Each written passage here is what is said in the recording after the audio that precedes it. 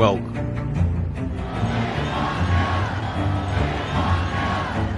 to Washington Football Week with your host, one half of that dynamic duo, Sean Spencer, and South Carolina's finest, Will Craven. Don't play us if you're undefeated.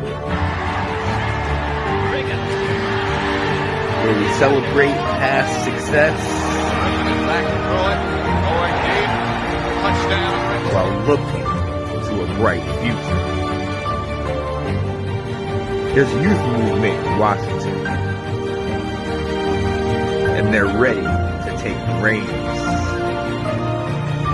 Led by Fire. Play aggressive. It's a new day. New dawn. No longer the laughing stock. It's time to take them. What is going on, ladies and gentlemen? It is your boy, Sean Spencer, one half of that dynamic duo that is Let's Talk Football. And ladies and gentlemen, yes, it's Monday. It's Monday. It's draft week. It is draft week, ladies and gentlemen. So we had to come to you a little bit early. We're trying to hold in the excitement, okay? But you know what happened last year. So we're only going to build on that success. But look, I'm not alone. You absolutely know that. And you see this guy right here. South Carolina's finest, Will Craven. What up, Will? Guy almost wanted to go into the, when you said it's Monday night, get you the dun dun dun dun. Yes. Yeah, right? Love it. Right? Hey man, it's a big Monday. It's the week of the draft. Caps start their playoff push tonight, so a lot going on. Oh yeah, absolutely. OV, let's go out on top, my friend. Let's go. And you see this guy right here. You see this guy, the guy that I backed up when I was a running back and heard in high school, the legend that still has the jersey in the locker room, my man, Mr. Ab Lowe. What up, Ab? Thanks for having me, man. Thank you, brother. You always make me feel such at home, man. I love you, man. Come on, you already know. Yo, and ladies and gentlemen, it's Washington Football Weekly. You know we're doing some good stuff today. Brought our brother in to talk a little draft talk. And gentlemen, I mean, look, we're back. We're back at the draft. And I got to tell you, I mean, obviously, of all the people, I'm skeptical. Okay, last year, even when we got the guy that you guys chose, okay, I want everybody to be very clear. Yes. I chose somebody else. Okay. Yes, I chose somebody else. And I still think year 2 is going to be great, but we'll get into that. But we ended up getting Jaden Daniels, and even more than that, we did so much in this draft. But talk to me about coming into it this year. I mean, last year, we kind of knew what we were going to do. But even more than that, we were so excited because this wasn't Rivera. This wasn't Snyder. This was a new regime, and they showed out last year. This year, it's kind of exciting. Even though we don't need a quarterback, but it's like, what are you guys going to do? Will, what do you think? Yeah, it's a totally different place to be in. One, we have a starting quarterback. We have a franchise quarterback. Like, guys, we've been doing this show often for 5 years. We've never said that statement before. We had hopes. Some of us thought Taylor Heineke had some hopes. Some of us thought that Sam Howell was the truth. Some of us were just like, all these guys suck. Can you get me somebody better? Yes, very true. And so now it's you got yourselves the franchise cornerstone. It really is like, I'm so relaxed this week. Yes. Like, I was relaxed last year because we kind of knew that they were, we got enough there. I was like, it's probably gonna be Jaden. But like this, I'm just gonna be sitting back there, and if we pick on Thursday night, who knows? I'm just gonna go, okay, that's who they went with. Like, I'm not worried right now with this regime so far. So it's just a different feeling. It's a feeling of confidence, which is great. Yes. Oh yeah. Ab, what you think, man? Just jumping on that. I love it. I love this feeling. Like I'm not used to it. You know what I mean? So this is nice to go into a draft and like we're in a good position. I have my concerns, but no, we are in pretty much an optimal position on just trying to make this team better. I think we have just from moving on from last season, we're in a good spot. And honestly, hopefully we can move up from here. Yeah. And look, I had a friend that is a fan of, I think, the Raiders or something, that was talking about their team and just woe is me and this and maybe this new coach and yada yada. And then I kind of was like, yeah, man, yeah, I get that. And they're like, what are you talking about? You got your quarterback, you got the owner and new coaching staff and everything. I was like, yeah, I do. I actually, yes, we're one of the contenders this year. So coming into this time, it's like, ooh, man, what can we do? You know what? Let me get this guy. Let me try to do this guy. So there's so much here. We don't know what's going to happen. We all entertain the idea to potentially trade back. We've all looked at certain people, but let's get into it. Let's go right here, right now with our first pick. But real quick before we do, I didn't get to appreciate this a year ago, but let's go ahead and appreciate a little flashback to 1 year ago at the draft. Not back away from any challenge. As a matter of fact, he ran toward every single challenge that was put in his way at LSU, and it manifested itself not by accident in him having a season where he was number one in total QBR, number two in QBR in the pocket, number one in QBR outside the pocket.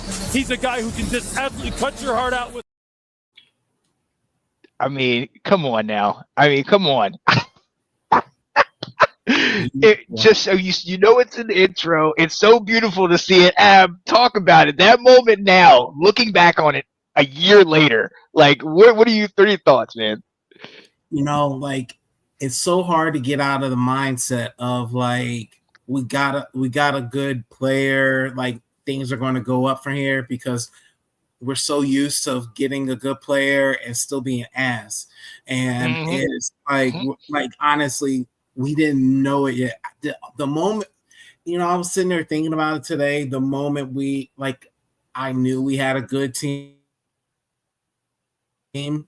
I think it was the Monday night Cincinnati's game I still remember it when we were leading, and he threw up like he knew he was about to get hit. Like they had this one release player blitz, and he knew he was about to get hit. And he still tossed it up to Terry, and it just fell in his hands in the end zone. And it was like the most beautiful thing. Like I'm trying to tell you, I have kids, and I love them to death, and I love watching them come into this world, and I love seeing them grow every day, just growing and become little humans. That's still comparable. That throw in that pass was still comparable to my children watching them grow up. That's how beautiful that mug was. Okay, I almost cried. But at the same, but what I'm saying is like I'm just not used to what's coming. Like honestly, even there's a part of me now that's sitting there looking at it and like, we're gonna be ass this year. Just thinking we might be ass this year, and it's like I have to wait and see. I have to pinch myself to see if this shit is true. Like I'm just still waiting, bro. That's all. Oh yeah. I understand. Will, come on, man. A year ago, we saw this happen, and I held back. I had my whole RG3 curse, the whole 4-13 mindset still in my head. You believed. You were singing the neck and suck that tiger. You had it. What was that moment, and then to come full circle to where we are now? Yeah. I did believe that he was going to be a pretty good player, just almost because it was like he's coming in as a rookie. He's going to run a lot. He's not going to throw that much. And he's going to be like RG3, and he's going to at least look halfway decent, And then like you said, in his first game, he did a lot of running, and it was kind of like, all right, well, that's kind of what we thought. And then all of a sudden, like that Bengals game, when they just went toe to toe with the Bengals. You scored, we're going to score right back. Oh, you just punted, we're going to score. Oh, we just picked you off, we're going to score again. It was like, okay, this guy has command of the offense. And from there, it just kind of took off to where it just got really fun to watch games. It was just a super exciting, fun season to where now it's like, also he's a workhorse. He's hungry. He's not sitting here saying no pressure, no diamonds in the offseason. He's quiet. He's working on his craft. And that's what makes me excited for him. Oh, absolutely. Absolutely. And everywhere he goes, mom is right behind him. So just in case any of you young ladies try to come up there and talk to my man. No. All right. I'm not saying the Juju's injury was unfortunate, but Juju was talking to him the day before. That's all we going to say. Mom is serious about her boy. So we go that. But look, let's get into it right here. The first pick of our 29th pick, 29th overall. This is where we're at. Will, come to you first. What you think? Okay. I felt bad at times for you, Sean, because we had an opportunity a couple of years ago where you got set up in a dream scenario with your quarterback from college and your wide receiver from college, and it didn't pan out. And now we're talking about another guy there's a fly in the round that has a chance to really be a difference maker for us. And we have been souring a lot on our run on Brian Robinson, and we know Eckler coming in. And I just started thinking a little bit more and more like maybe I need to be nice to Sean. Not this year. No. Pick 2025 NFL Draft. The Washington Commanders select Trey Amos, cornerback, Ole Miss. Okay. Oh, I like that. When doing my thoughts, I went back to my original, all off season. Corner has been the position that I am most worried about.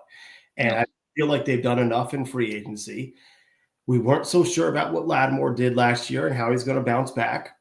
We added Jack Jones. It's like the only corner that we added, and we let St. Juice leave. And so I just don't know if I love that room enough to say if there's one injury to St. Juice or to Sandersill or even Lattimore, or if he's struggling, do we have the personnel to step up in it? And so, Trey Amos, he's a big, 6'2", he's 195. He fits the Will mold. So that is who I am going in the first round. Ooh, I like that. With the 29th pick in the first round. What you doing? How you feeling? So I know we all talked about this and we've said it before, but and I asked the rules beforehand. I asked the rules of this the selection beforehand. I said I'm adamant on picking. For our 29th pick, I think we should be traded back. Okay. Yeah. And I said that to you guys, and I've said it all season long. Like, that's what we do. And honestly, it's just that we only have 5 picks in this draft, and this is the only thing that makes sense is to trade back. But Will told me I have to make a pick here. I have to make a pick here. All right. Got rules. We got rules here. Come on. If I can't do incomplete, y'all got to make a pick. So,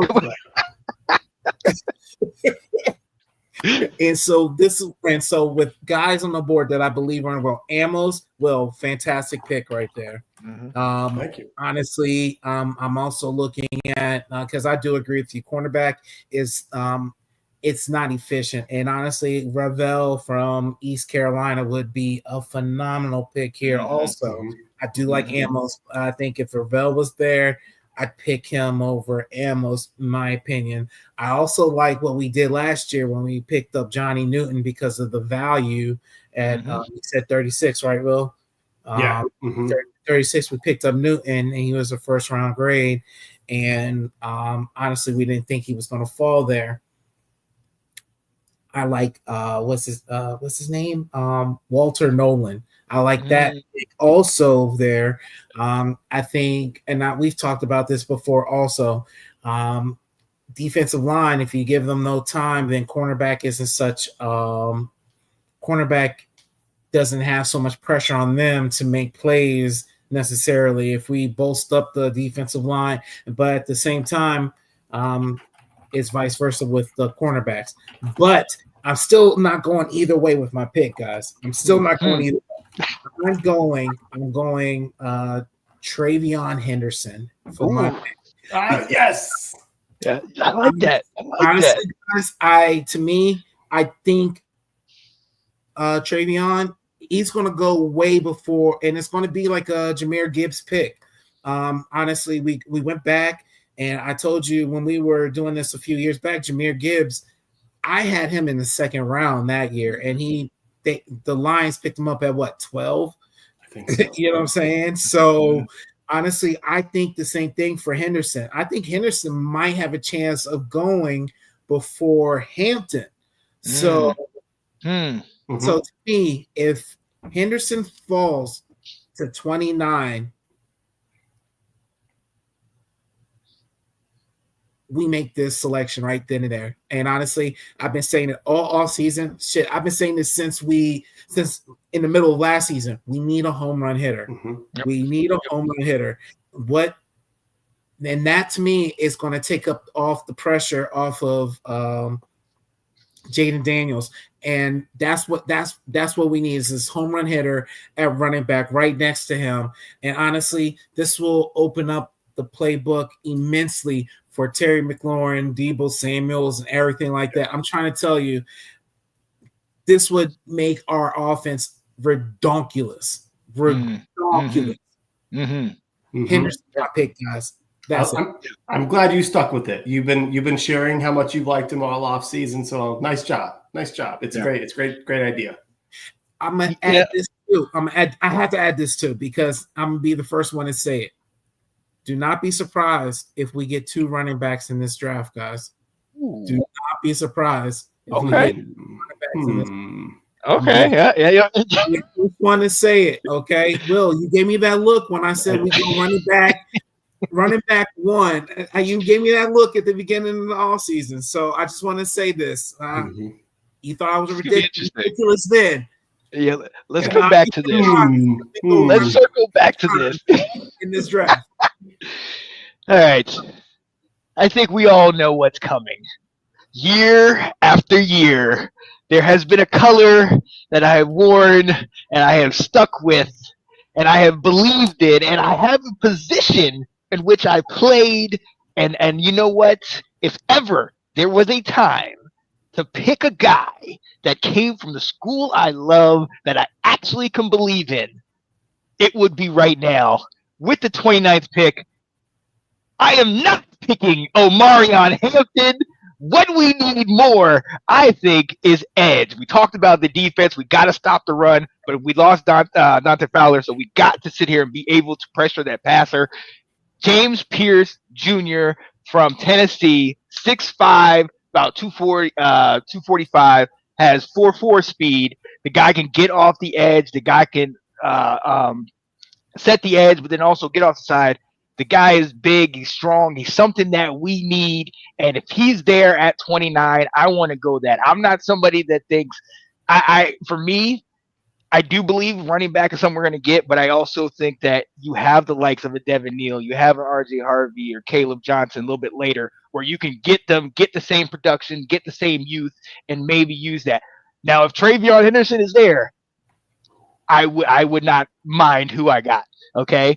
And if they just decided to go against me and get my guy Omarion, I wouldn't mind that at all. Obviously, I'd be shouting that to the top. But as far as if I'm looking at this, if we get a guy like James Pierce to drop, I think that that's something where I want to hit that edge so we can then move on to the second round, where I am looking along the lines of what Will was looking at.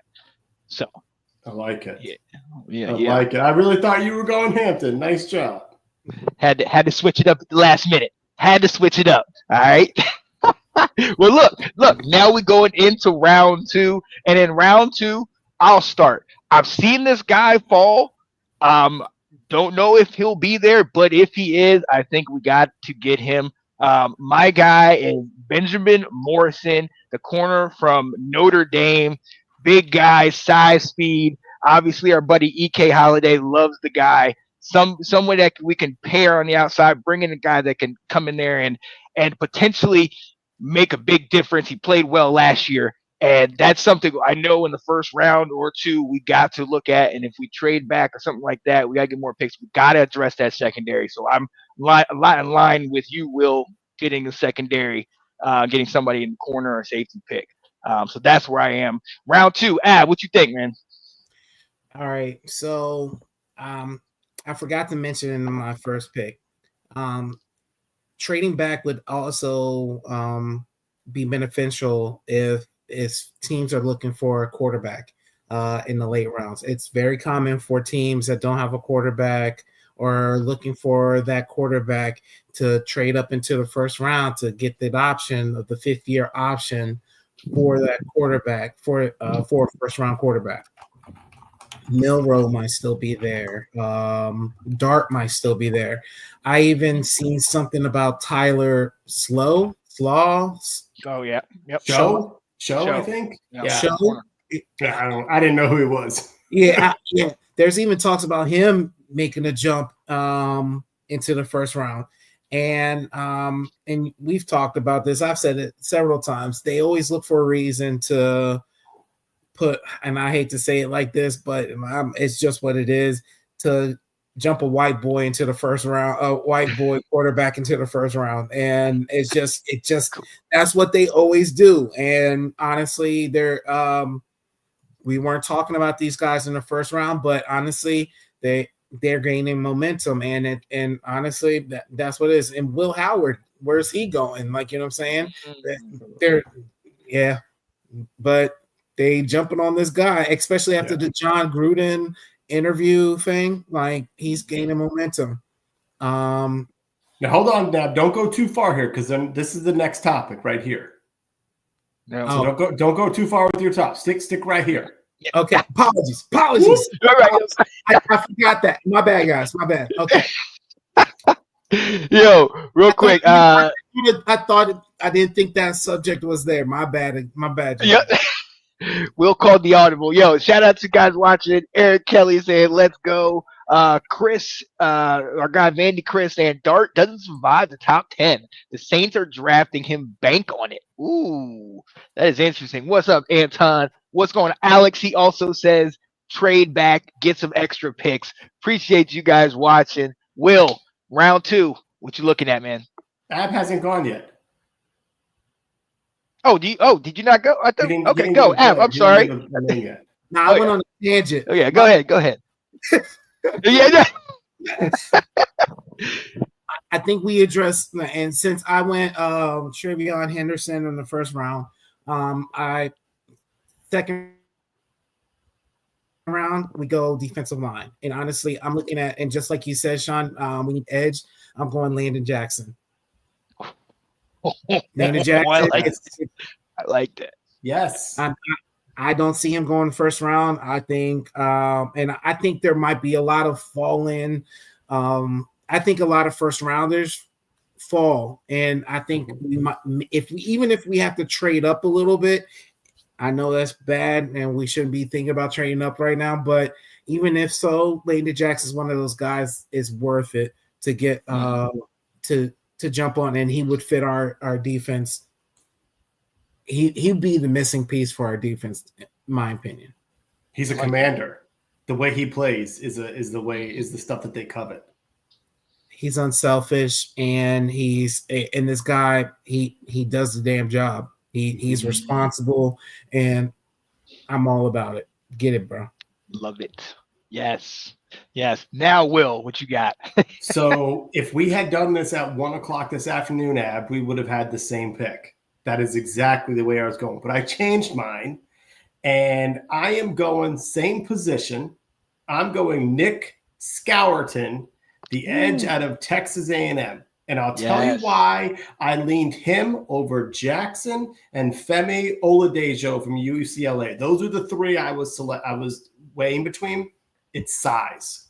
The reason why, so Scourton is 285 right now. He's the biggest of some of those, so he can set the edge a little bit more, along with getting some pass rush help. And I think they got frustrated with Dante Fowler's run stopping ability and the fact that he was undersized on the edge. Is why you left a double-digit sack guy out. Just say, see ya. We'll give you a small contract, and he said no. They let him walk. They haven't really done anything to replace it. And so that what made me tip the scales. And that's for you, Eric. I told you, pay attention. I got one for you. So yeah, Nick Scourton is going to be my pick in the second round. Ooh, I love that. Yeah, see that's something. Yeah, I would like to go in that direction. But look, let's go into what Ab tried to allude to. Ab, we'll come back to you. Yeah, should the Commanders trade back in 29? We know how you feel. Let us know how we get this done. Like I said before earlier, I said this before, we need more picks. We only have 5 picks, and honestly, this is optimal because honestly, there's teams that are going to Giants. I see Pittsburgh may not get their quarterback in the first round, but you want Giants or Cleveland to try and trade up because they're at the beginning of the second round. You want to move back, but you're not trying to move back to the middle. You know what I mean?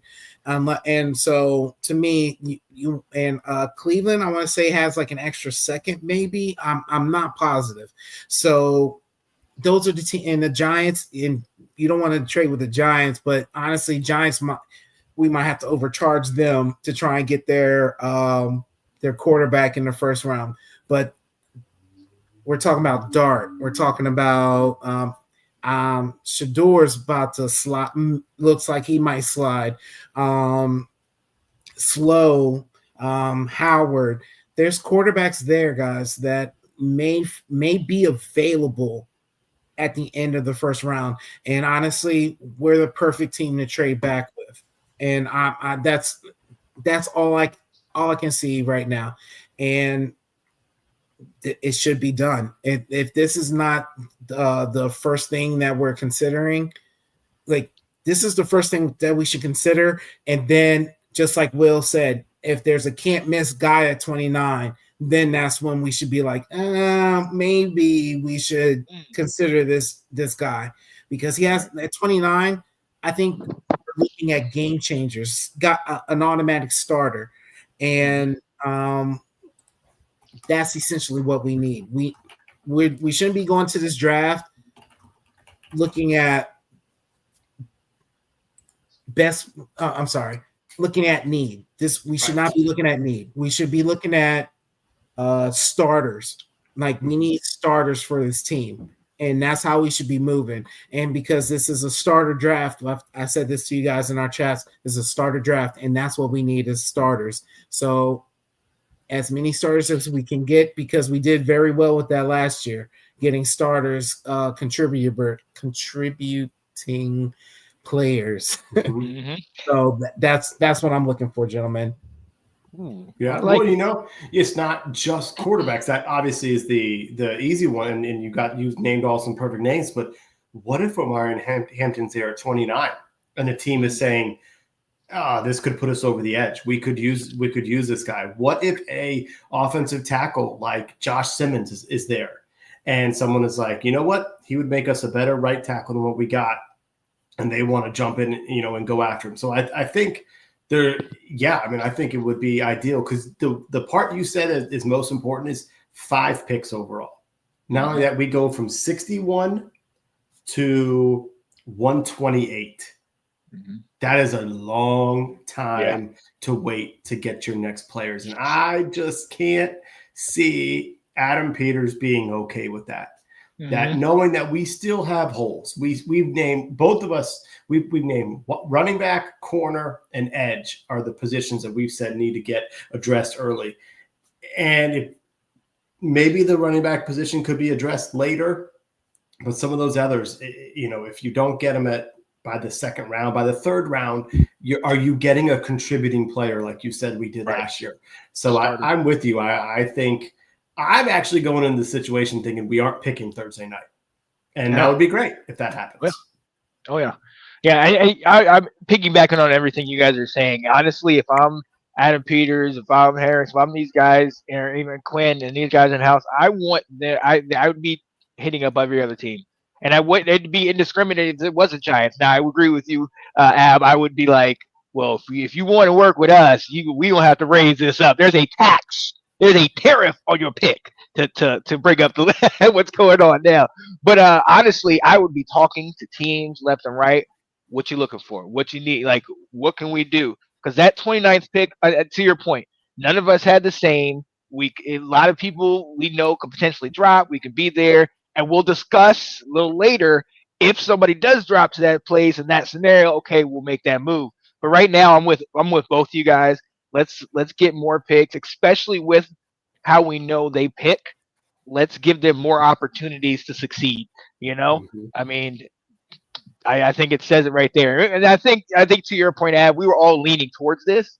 And we'll see if they end up doing that. But yeah, just like you said, Will. If we don't pick Thursday night, I'm good. I'm good because we know they got something better in mind. Yep. So, yeah. What's up, Ab? You have something? No, just I think a lot of players fall, so we need to get starters, and there's going to be a lot of first-round grades in the second round. So I think that would be more beneficial than just one really good player at 29. Said it before, but yeah, you guys are exactly what you guys said. Oh yeah, absolutely. So all right, look, we're gonna take a quick breather before we come back to you and talk about some more draft talk. Got to shout out our guy in 1/4 of this team that joined us when we first started the show, Mr. Anton Benton, creator of Awesome Artisans. Definitely stay tuned. Does good stuff. We'll be right back.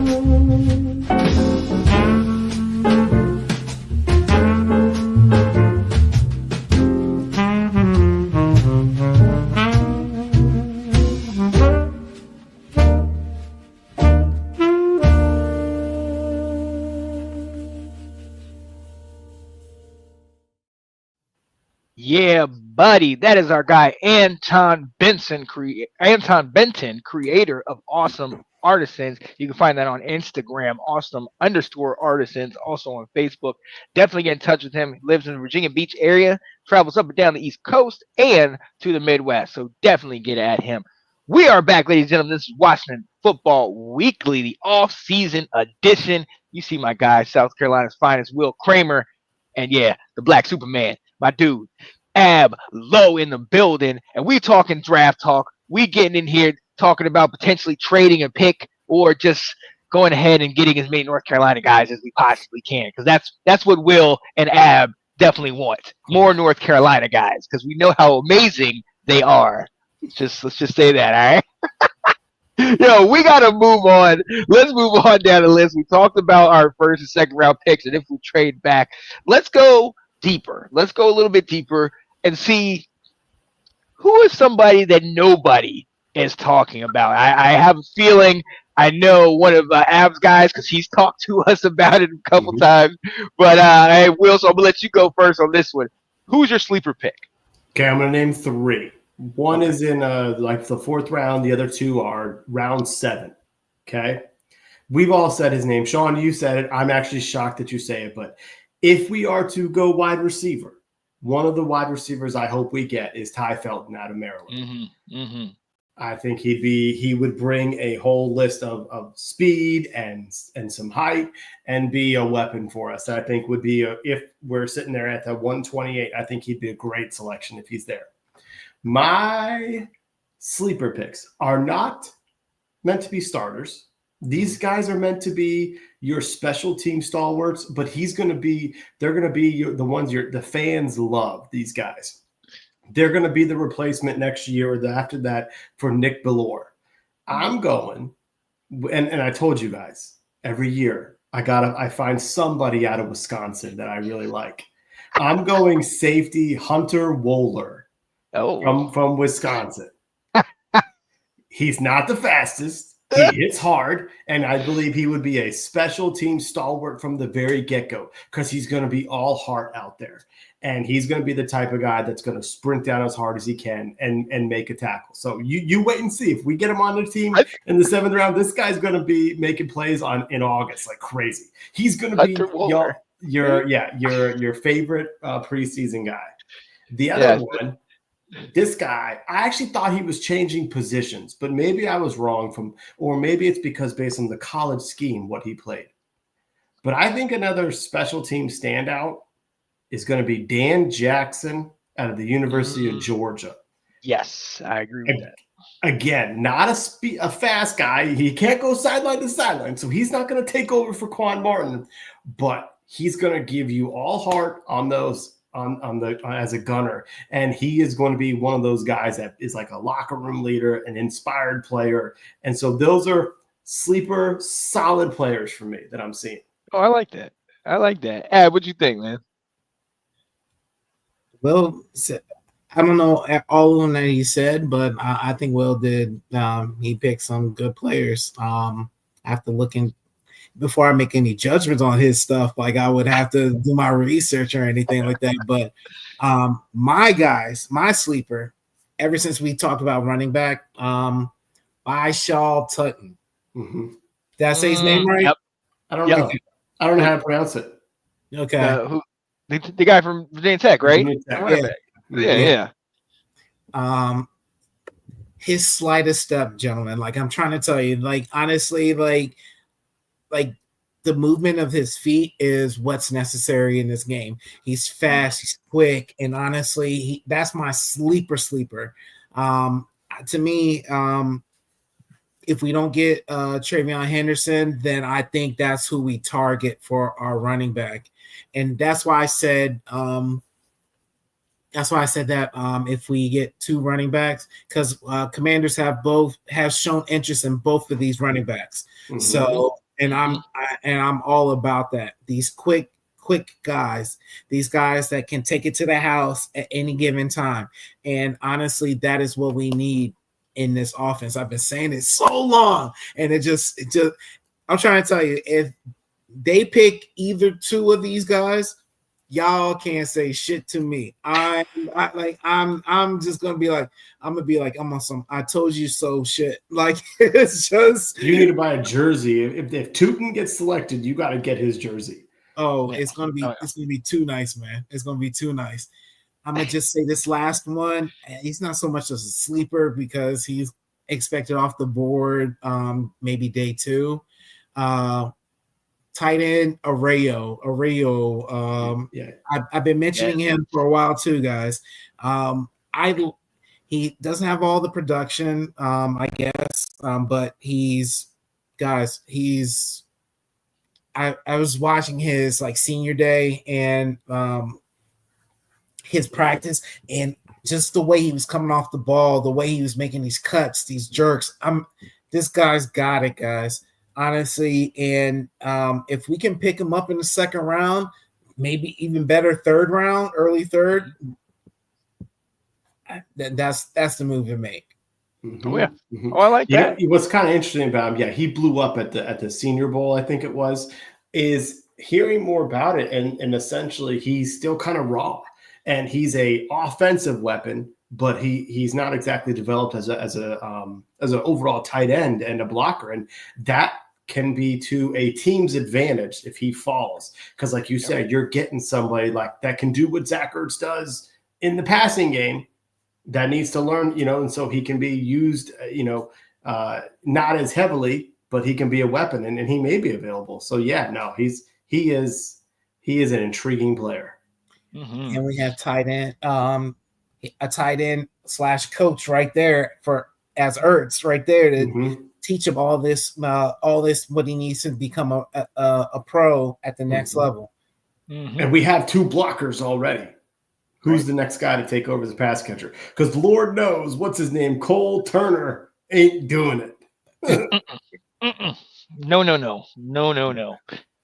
Yeah. For me, so for me, I went 2 wide receivers and a lineman. I had to add one of those linemen in there. As far as my lineman, Willie Lampkin, the guy from North Carolina, center, guard, interior O-lineman. Don't like the size. He's smaller at 5'11", 270, but tenacious on the inside. He had what's it called? It's a sleeper. Why are y'all looking at me all funny? He's a center at 270, Sean. How is he going to block a 330-pound lineman? It's not about the size.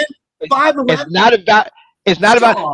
Wait a minute. Hold on. Wait 1 second. Wasn't London Fletcher 5'11"? Wasn't he shorter than that? I'm telling you, it's not about the size. It's about the heart, ladies and gentlemen. The heart. It's a sleeper. 270 pounds. Yes. He's tenacious. Yes. Mark my words, gentlemen. North Carolina, and I'm not just saying because it's Carolina. The guy is tenacious. Guy had 30.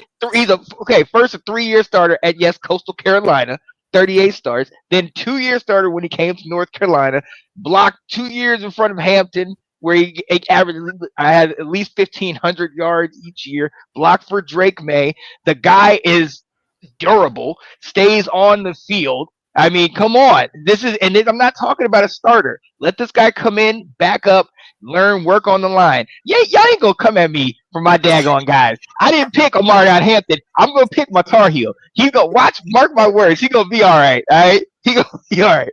My other 2 guys are, one of them is wide receiver Alec Ao Menor out of Stanford, 6'2", 210, a bigger guy, Canadian-born guy.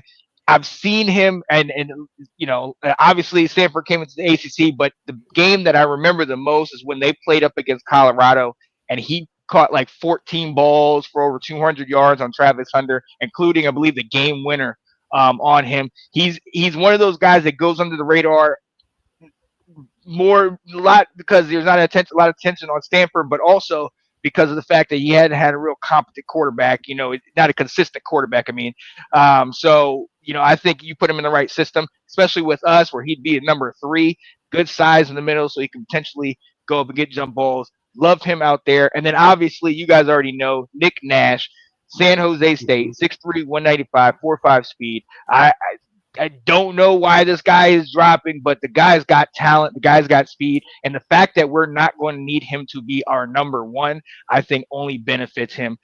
You see a lot of these teams now that are getting that 3rd wide receiver, and he's becoming really dominant. And I think Nick Nash could be that if he's still available when we're looking to pick.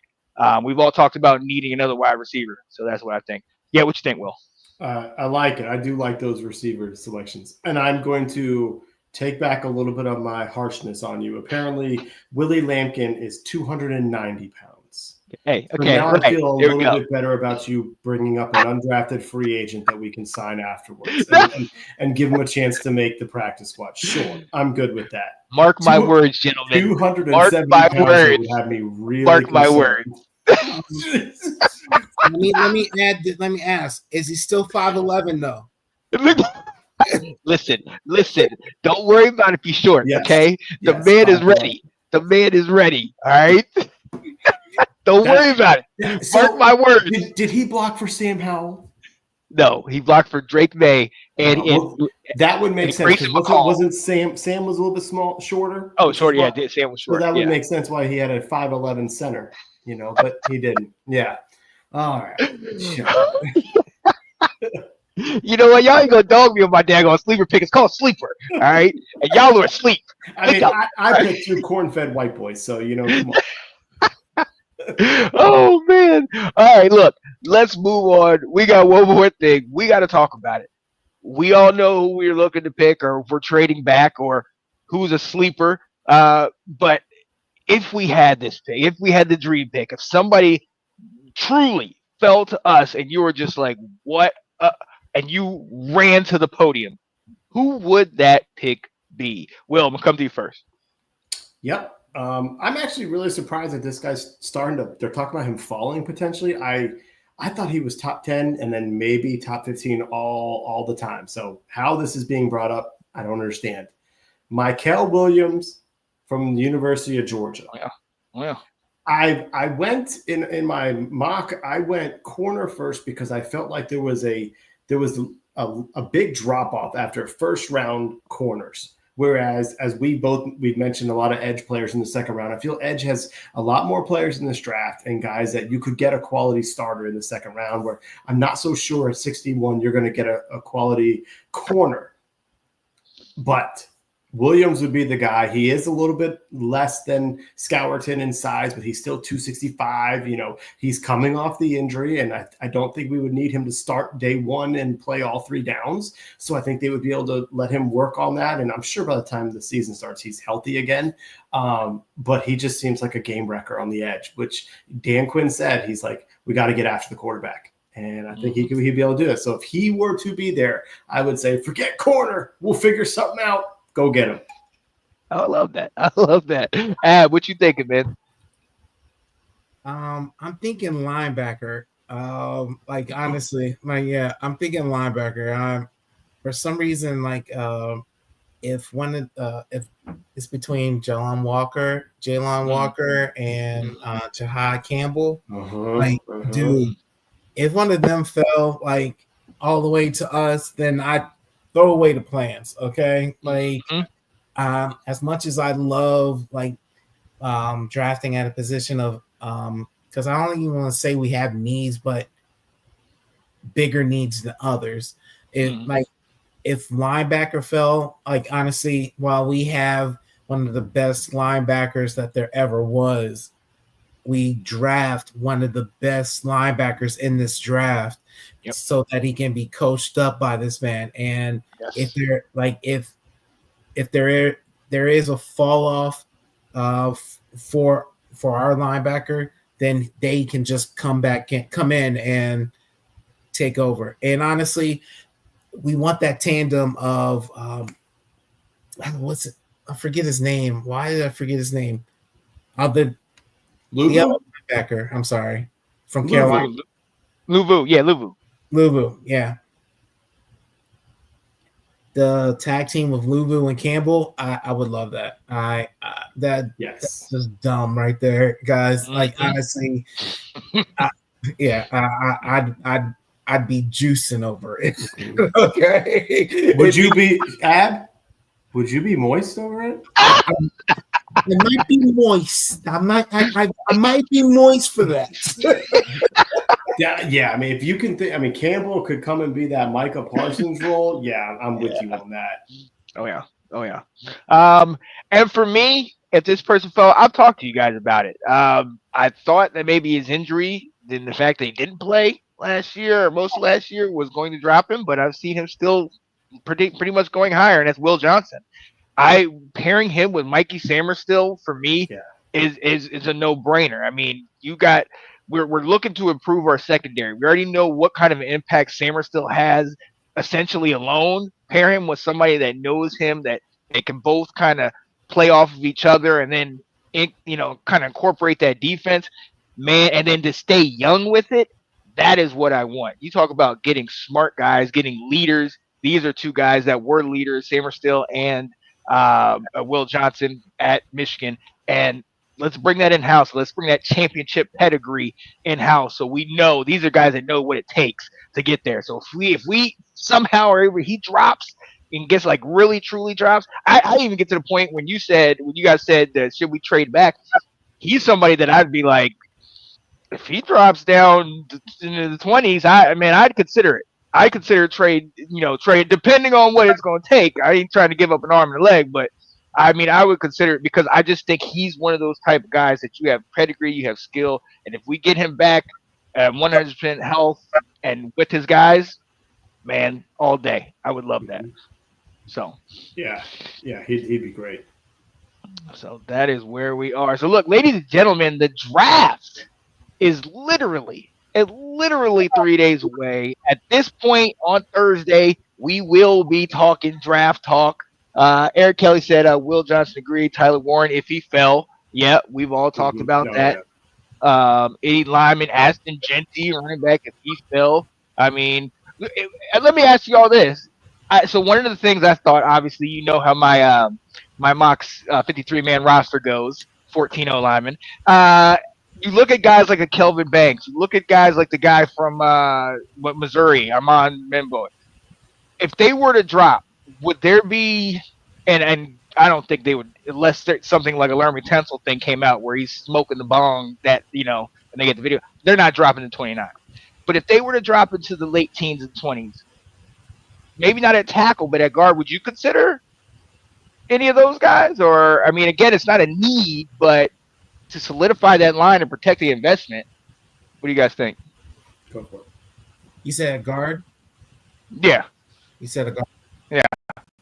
Not a guard, no. I don't see guard coming off the board. I think teens is a little rich for guards for this draft. Yeah. I don't see guards coming off the board. And my first guard coming off the board, it'd be either Ratledge? Rutledge. Oh, from Georgia. Booker. Yeah. And I don't see either of them coming off until late first round. Yeah. Was the same thing for a tackle, or like it was Graham or tackle? I mean, it depends if it's one of them ones that are like early teens tackles, like Kevin, like Banks. Yeah. But I don't see that happening. You get what I'm saying? Yeah. So it's like not even in my brain. But you said guard, so I was like, nah, like guard, not. But I like honestly, I think all the tackles are off the board by they'll be 16, going maybe. Mm-hmm. Yeah, they'll be going early. Yeah, I think I wouldn't want to trade up for someone like an offensive lineman, but I think it'd be interesting if we traded back, or even if at 29, if they went after a Josh Connerly from Oregon or a Josh Simmons from Ohio State. Especially Simmons was projected to be top 10 before he had his injury, where I don't love the idea of just moving Coleman from left tackle to right tackle. I kind of feel like there was enough talk last year about this guy being able to play inside or outside that if you were to put Tunsil and Coleman next to each other, I really like that idea of that left side being really powerful. And if you were to draft a tackle to play on the right side and let what's his name, Wiley be the right guard until Sam Cosmi's ready, since he played that in Kansas City, I think that's a stronger offensive line than putting Coleman on the right side, keeping Allegretti there, that type of stuff. So I wouldn't hate it, but I kind of feel like from hearing them say they want Coleman he gets first crack at winning the right tackle job. I don't know if that's where they're going to go, but I think that would be an interesting scenario if it happened. Yeah. And a lot of what we've gone on with these guys is their tendency, and that's not something that they've been who knows if they would do that, but it seems like they're more along the lines of kind of what we're talking about. Either if the right guy's there, get them. If not, let's build more picks. Let's get more picks. Let's work on the future. And they're playing chess and everybody's playing checkers. And it feels so good that our team is the one that's doing that. Yes. That other teams are like, oh, man, you see what Washington's over there doing? Man, wish we can do that. Oh, man. I'm disappointed that Anthony is only saying hello now. I just shouted out a Georgia guy about 10 minutes. Right. You missed it. And so did Ab. You and Colin. Come on. We tried to shout y'all out. You ain't come on, brother. Just got out the gym. Yeah. We gave them so much hate throughout the fall and in the offseason, how Georgia has nothing but DUIs all over the place. We tried to give your boy some love, and you're not here to hear it. Woo! Oh, nothing like the SEC. Let's go. Well, look, ladies and gentlemen, the NFL draft, like I said, is 3 days away. Let's Talk Football will be on that night, 4 hours. We're going to be trying to go. Janae and I will start off the show, just previewing the draft, the night, and then different people from different shows will be coming on. At one point, the ladies' show will take over and run it, maybe in the round table. Maybe Washington Football Weekly. If we're available, we'll try to run on here and do it. And we just want y'all to come in here and join us. If you have a team and you want to talk about the pick, definitely hit us up. Come join. Hop on there. It's going to be fun. It's going to be a marathon. I already got a pillow in my room under my chair. I got my water bottle. I might wear one of those packs that you wear when you ride your bike that has the water thing right there. And just kind of, here we go. Hour 3, baby. Hour 3. I've done it once, and it is a woof. It is rough. So thankfully now I have other people that can do it. The first time I did it, it was just me, Nick, and Delilah. And having to hold it for like 20 picks is not good, especially not as an older adult. No. Can't do that. Oh, not at all. Oh man, you are not helping. I try to be nice, Anthony. I'm normally mean towards Georgia. I try to be nice tonight. And even Eric Kelly said, in fact, he shouted out Anthony 2 times. Yep, absolutely. Yo, real quick, shout out to our guy, Alec Schomburg, Quack, our Oregon Ducks fan, overseas, on the ship, or in the Navy. Can't tell us where he's at, but we know he's out there, man. Glad you're watching.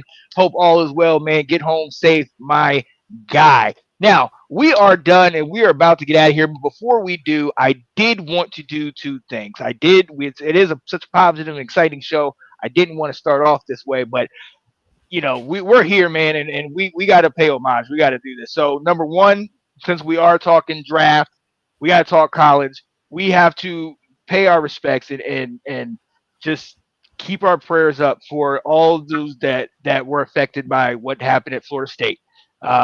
Obviously with the shooting and all that, you never want to hear any of this type of stuff, but when you hear it, your heart just goes out to all those affected.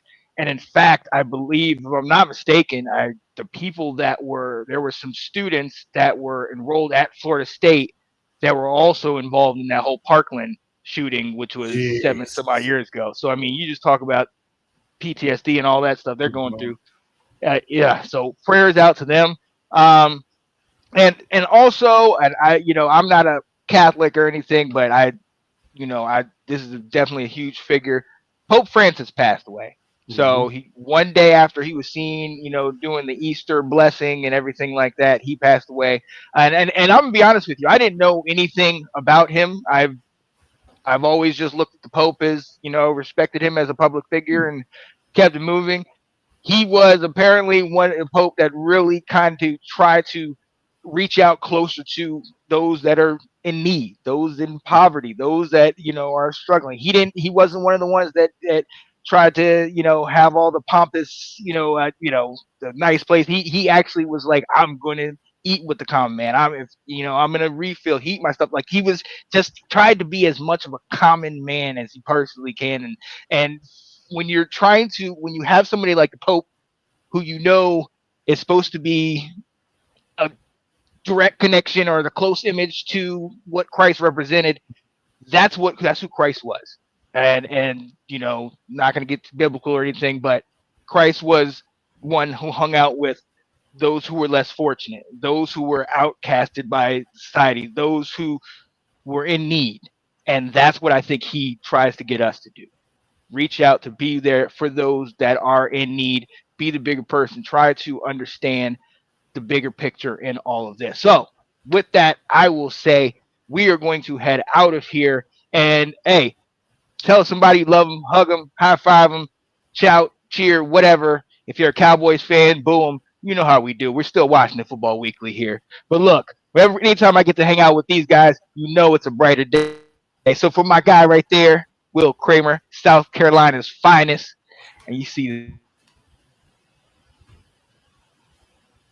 did I go a whole show without freezing and I just froze right there at the end? It did. My goodness. All right, we got to get out of here. Somebody's telling me I got to go. For my guy Will Kramer, you see him out below. It's your boy Sean Spencer. We will see y'all on the flip side. And even though my buddy don't like it, we still rocking those left hand up because you know how they do. Gibbs, you got a good chance. Let me tell you something about some good fans. Back in the day, RFK was our palace. If you don't know, you need to ask.